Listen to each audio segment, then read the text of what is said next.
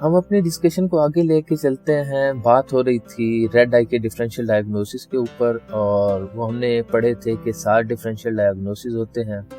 तो उसमें से हमने सबसे पहले उसके पहले डिफरेंशियल डायग्नोसिस के ऊपर बात की थी, वो एक्यूट कंजेस्टिव ग्लूकोमा है।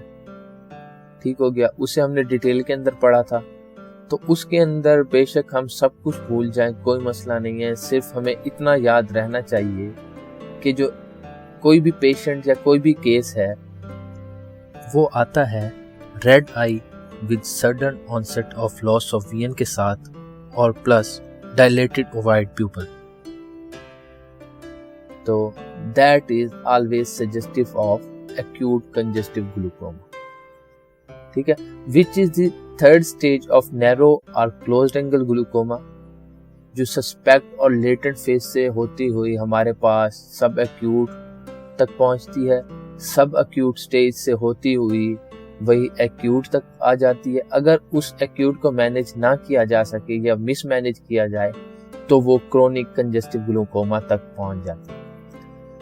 अगर अनफॉर्चुनेटली क्रोनिक कंजेस्टिव ग्लूकोमा को भी हम ट्रीट नहीं कर सकते, उसे प्रॉपर ट्रीटमेंट नहीं मिल सकता, तो एंड स्टेज आ जाती है एक्यूट ग्लूकोमा, एब्सोल्यूट ग्लूकोमा।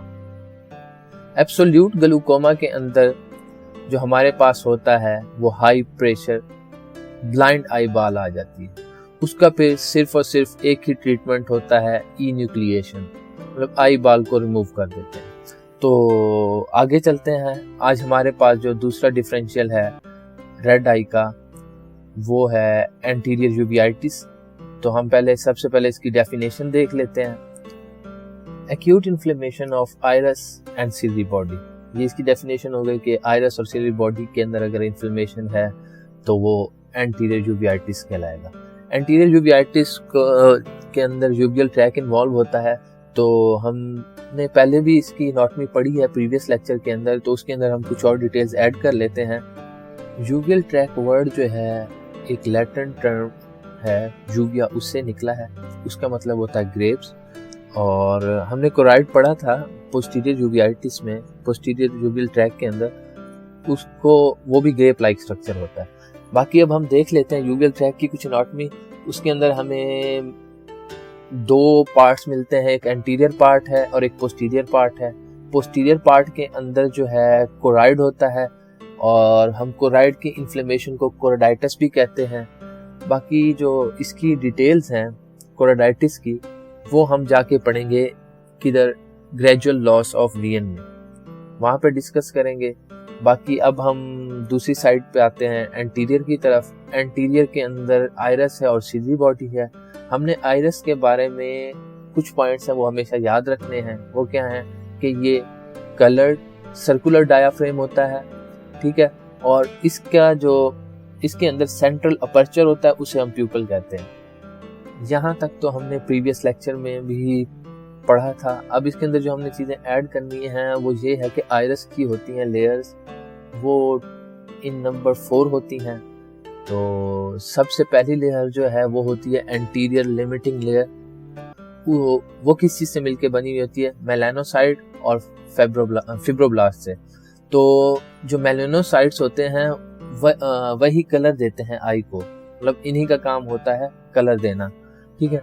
उससे नेक्स्ट जो लेयर है उसे स्ट्रोमा कहते हैं। स्ट्रोमा के अंदर क्या क्या आ जाता है, स्ट्रोमा के अंदर कनेक्टिव टिश्यूज आ जाते हैं, उसके साथ साथ ब्लड वेसल्स हो गई, नर्व्स हो गई, और सबसे इम्पोर्टेंट जो यहाँ चीज आती है वो 2 मसल्स हैं, स्फिंक्टर प्यूपली और डायलेटर प्यूपली। जैसे कि नाम से जाहिर हो रहा है, स्फिंक्टर प्यूपली जो है वो कॉन्स्ट्रिक्शन के अंदर मदद देगा, और डायलेटर प्यूपली जो है वो डायलिटेशन ऑफ प्यूपल में मदद देगा, ठीक है। ये हो गया। उसके बाद जो थर्ड लेयर आती है वो है एंटीरियर एपिथेलियल लेयर, और 4th लेयर जो है वो है पोस्ट पिगमेंटेड लेयर। तो आगे चलते हैं फिर सिलरी बॉडी की तरफ। सिलरी बॉडी जो है वो ट्रायंगुलर सा स्ट्रक्चर है, उसकी जो होती है बेस फॉरवर्ड होती है, और इसके अंदर वेस्कुलेचर बहुत ज़्यादा होती है, ठीक है। ये हो गया। बाकी ये तो हमें पहले मालूम था, प्रीवियस लेक्चर्स के अंदर हमने डिटेल में डिस्कस किया है। जो चीज़ हमने ऐड करनी है वो ये है कि इसके अंदर 2 पार्ट्स होते हैं, पार्स प्लिकेटा और पार्स प्लाना। और जो पार्स प्लिकेटा होता है, प्लाइकेटा, वो एंटीरियर 1/3 बनाता है और पार्स प्लाना पोस्टीरियर 2/3 बनाता है। ये हो गया। उसके बाद जैसे कि आइरिस की 4 लेयर्स थी, इसी तरह सिलरी बॉडी की 5 लेयर्स हैं। वो देख लेते हैं कौन कौन सी हैं। पहली जो है वो सुप्रा सिलरी लैमिना है, ठीक है। और सेकंड वन जो है वो है स्ट्रोमा। उसके अंदर क्या क्या चीज़ें आ जाती हैं, कनेक्टिव टिश्यू आ जाता है, उसके साथ साथ ब्लड वेसल और सिलरी मसल्स। जैसा कि हमने देखा था आइरिस के अंदर, आइरिस में जो 2 मसल थे, स्फिंक्टर पिपलाई और डायलेटर पिपलाई, वो दोनों जो थे प्यूपिल की कॉन्स्ट्रिक्शन और डायलेटेशन के लिए थे। तो जो सिलरी मसल्स हैं ये कंट्रोल करते हैं अकोमोडेशन ऑफ लेंस को, ठीक है। फॉर एग्जांपल जब ये कॉन्ट्रैक्ट होते हैं तो नियर विजन को इंक्रीज कर देते हैं। ये हो गया। बाकी जो तीसरी लेयर आती है, पहली हो गई सुप्रा सिलरी लैमिना, दूसरी हो गई स्ट्रोमा, और तीसरी जो है वो है पिगमेंटेड एपिथेलियल लेयर। और फोर्थ वन कौन सी है, वो है नॉन पिगमेंटेड एपिथेलियल लेयर। और लास्ट वन जो है उसे हम कहते हैं इंटरनल लिमिटिंग मेम्ब्रेन। ये तो इसकी लेयर्स के बारे में हो गया। साथ ही साथ हम फंक्शंस के बारे में भी बात कर लेते हैं। तो इसका अभी हमने मसल्स की वजह से देखा है कि वो अकोमोडेशन ऑफ लेंस के अंदर मदद देते हैं। तो इसका एक फंक्शन तो ये हो गया कि अकोमोडेशन रिफ्लेक्स करती है। और इसका जो दूसरा फंक्शन है वो हम पहले पढ़ के आए हुए हैं कि ये एक्वस ह्यूमर को प्रोड्यूस करता है, प्रोडक्शन ऑफ एक्वस ह्यूमर करता है, ठीक है। एक्वस ह्यूमर एक तो इंट्राओकुलर प्रेशर को मेंटेन करता है, उसके साथ साथ जो है वो जो सराउंडिंग के अंदर और स्ट्रक्चर्स हैं उनकी न्यूट्रिशन भी पूरी करता है, ठीक है। ये हो गया। अब हम चलते हैं पोस्टीरियर यूवियल ट्रैक की तरफ। उसके अंदर कोराइड है, ठीक है। कोराइड क्या है? कोराइड जो है वो ब्राउन पिगमेंटेड स्ट्रक्चर है, अटैच बिटवीन रेटिना एंड सक्लेरा। ये रेटिना और सक्लेरा के दरमियान मौजूद होता है। ये हमने बहुत डिटेल के अंदर प्रीवियस लेक्चर के में डायग्राम बना के एक्सप्लेन किया था और सारा समझा था। तो इसके अंदर जो आगे आती हैं वो इसकी लेयर्स हैं। इसकी 3 लेयर्स होती हैं। पहली जो है वो लैमिना, दूसरी stroma, third one is Bruch membrane. तो ये हो गया यूवियल ट्रैक की एनाटॉमी के बारे में कि आइरिस क्या है वो देखा है हमने। आइरिस की 4 लेयर्स हैं। सिलरी बॉडी क्या है वो देखी, उसके पार्ट्स देखे, और उसकी लेयर्स 5 हैं। जो कोराइड है, कोराइड की देखा वो है क्या, उसकी लेयर्स देखी, उसकी लेयर्स 3 हैं। आइरिस की 4 लेयर्स हैं, सिलरी बॉडी की 5 लेयर्स हैं। पोस्टीरियर जो यूवियल ट्रैक के अंदर कोराइड है उसकी लेयर्स 3 है। तो ये जो इसके कुछ हिस्टोलॉजिकल पॉइंट हैं, एनाटॉमी है, ये हमने जहन नशीन करनी है। अब जो आगे हम फर्दर चलते हैं वो आती हैं इटियोलॉजीज ऑफ एंटीरियर यूवियाइटिस, ठीक है। तो हमें पता है कि ये जो यूवियल ट्रैक है वो वस्कुलेचर से भरा हुआ है, वेसल्स ही वेसल्स है वहाँ पे। तो इसके अंदर जो सबसे कॉमनेस्ट जो उसकी इटियोलॉजीज आती हैं उनके अंदर आती है ऑटो इम्यून डिजीज़, और दूसरी तरफ जो लेस कॉमन है उसके अंदर इन्फेक्शंस आ जाते हैं, सिफिलिस वगैरह और टीबी, टॉक्सोप्लाज्मा वगैरह, इनकी वजह से बहुत कम होता है। तो हम अब दूसरी साइड पे आते हैं कॉमन की तरफ। कॉमन के अंदर ऑटो इम्यून डिजीज़, जब भी कहीं हिस्ट्री हो या केस के अंदर ऑटो इम्यून डिजीज़ की बात हो और साथ ही साथ रेड आई हो, तो आपने फौरन जो पिक करना है वो एंटीरियर यूवियाइटिस को करना है। यहाँ पे चलो हम एक केस देख लेते हैं कि a man suffering from ulcerative colitis has presented with red eye. तो जाहिर सी बात है, अल्सरेटिव कोलाइटिस है, ऑटोइम्यून डिजीज की हिस्ट्री है, साथ रेड आई है, तो हमारा जो आंसर होगा वो एंटीरियर यूवियाइटिस होगा, ठीक है। अब हम कुछ देख लेते हैं ऑटोइम्यून डिजीजेस कौन कौन सी होती हैं जिनकी वजह से जो एटियोलॉजी बन सकती हैं यूवियाइटिस की, उसके अंदर सबसे पहले आ जाती है एनकाइलोजिंग स्पॉन्डिलाइटिस, अल्सरेटिव कोलाइटिस और बेचेट्स सिंड्रोम, सार्काइडोसिस हो गया, सोरियासिस हो गया, इसी तरह कुछ और सिंड्रोम्स हैं। ठीक है, लेस कॉमन की तरफ जाते हैं तो इन्फेक्शंस में हमें मिलता है सिफिलिस, टीबी, टॉक्सोप्लाज्मा और एंड पे आ जाता है लेप्रोसी। ठीक है, अब at the end of the day जो एग्जाम में हमसे पूछा जाना है, केस ही आना है और उस केस के अंदर क्लिनिकल फीचर्स उन्होंने बताए हुए होने हैं, तो वो हम देख लेते हैं।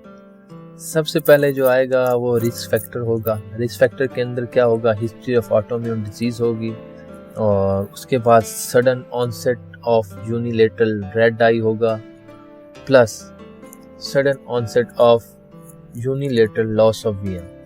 जाहिर सी बात है जब आइरिस इन्वॉल्व है तो प्यूपल भी इन्वॉल्व होगा और जब प्यूपल इन्वॉल्व होगा तो विजन के अंदर तो प्रॉब्लम आएगा ही आएगा, तो यूनिलेटरल लॉस ऑफ विजन होगा। उसके साथ कुछ एडिशनल फीचर्स नज़र आएंगे जिस तरह हेडेक हो गया, आई एक या लैक्रिमेशंस वगैरह। ठीक है, उसके बाद हम एग्जामिनेशन पे जाते हैं। एग्जामिनेशन के अंदर सबसे पहले देखते हैं आई लैशेस नॉर्मल होंगी, आईलिड्स नॉर्मल नहीं होंगी, वो होंगी ऑडिमेटस, कंजक्टिवा कंजस्टेड होगा, कॉर्निया हैजी होगा। फिर बात आती है प्यूपल पे, प्यूपल जो है वो कंस्ट्रिक्टेड होगी, ये हॉलमार्क फीचर है। फॉर एग्जांपल हमारे पास कोई केस आता है उसके अंदर बताते हैं कि प्यूपल स्मॉल है, पिन पॉइंट है और कंस्ट्रिक्टेड है, तो आंसर इसका जो होगा वो एंटीरियर यूवियाइटिस होगा।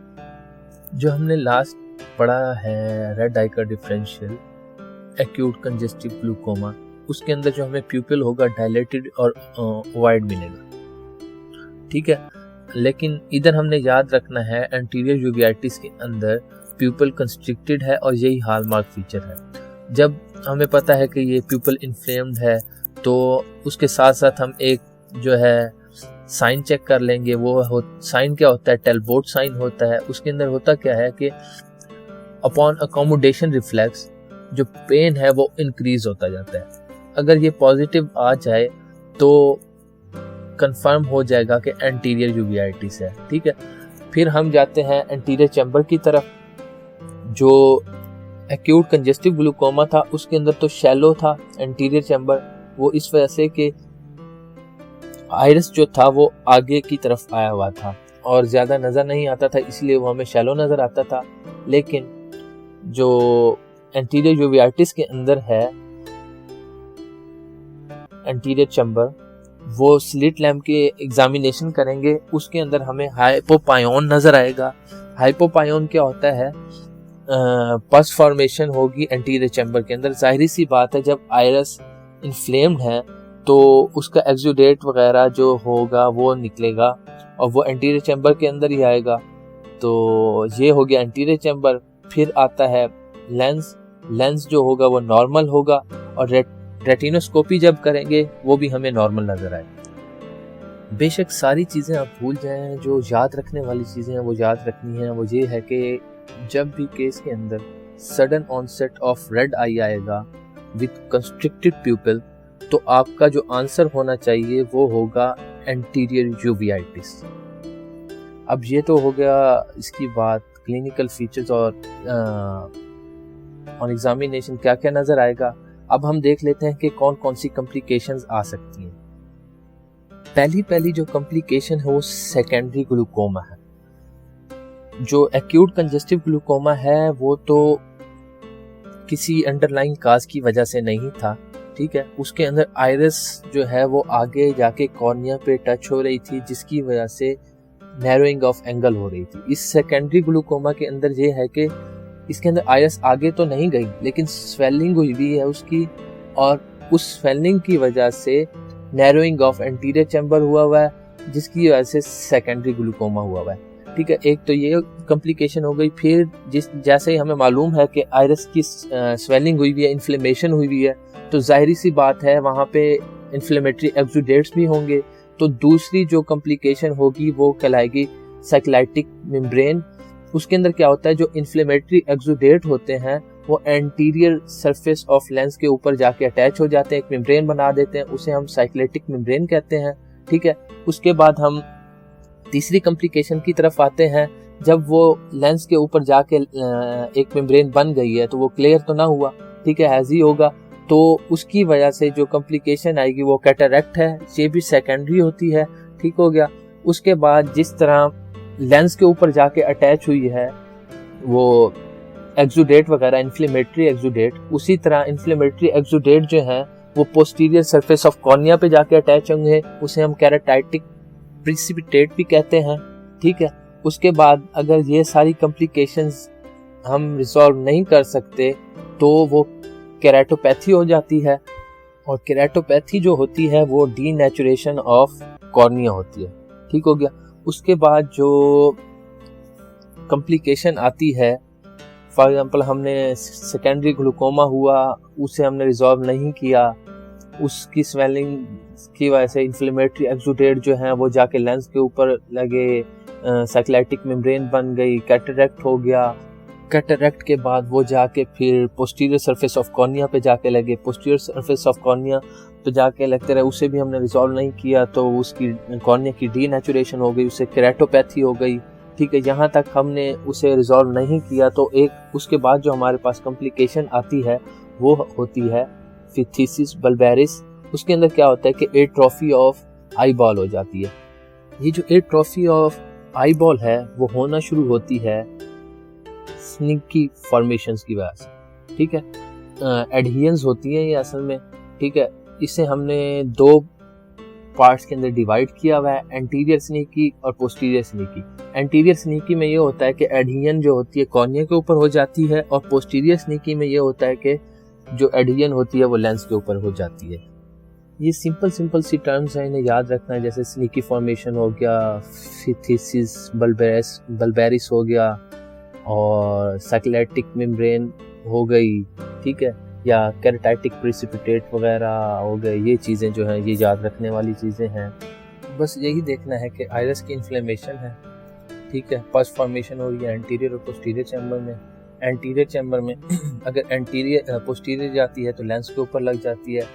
ठीक है, और अगर एंटीरियर जाती है तो कॉर्निया के ऊपर लग जाती है, और अगर हम उसे इन टाइम पिक नहीं करते तो वो फाइब्रोसिस वगैरह भी हो सकती है और ये चीज़ें हो सकती हैं। उसके बाद आता है डायग्नोसिस के ऊपर बात करते हैं। डायग्नोसिस जो होता है वो क्लिनिकली हम पिक करते हैं। ठीक है, उसके बाद इन्वेस्टिगेशन जो है वो भी अंडरलाइन काज जो होगी उसे इन्वेस्टिगेट करेंगे, जैसे ऑटोइम्यून डिजीज़ हो गई, इन्फेक्शन हो गया। उसके बाद जो एंड पे आता है वो ट्रीटमेंट है। ट्रीटमेंट के अंदर जो हमने जनरल मेजर्स करने हैं वो है हीट एप्लीकेशन, एनसिड्स देंगे उन्हें, माइड्रेटिक एजेंट्स के अंदर आता है एट्रोपिन ड्रॉप्स, और ये जो माइड्रेटिक एजेंट्स हैं ये स्निकी फॉर्मेशन से बचाएंगे, मतलब प्रिवेंट स्निकी फॉर्मेशन करेंगे। ठीक है, उसके बाद ड्रग ऑफ चॉइस जो हैं वो स्टीरॉइड्स हैं, क्योंकि हमें पता है कि ये ऑटोइम्यून डिजीज इन्वॉल्व है इसके अंदर, तो उसका ड्रग ऑफ चॉइस सिर्फ स्टीरॉइड बनता है। टॉपिकल देंगे या सिस्टेमिक देंगे। जो टॉपिकल होते हैं वो आई ड्रॉप्स वगैरह, और सिस्टेमिक जो देंगे ओरल IV देंगे। ठीक है, और जो थर्ड चीज़ है वो हम ये करेंगे, ट्रीट करेंगे अंडरलाइन काज को। That's it.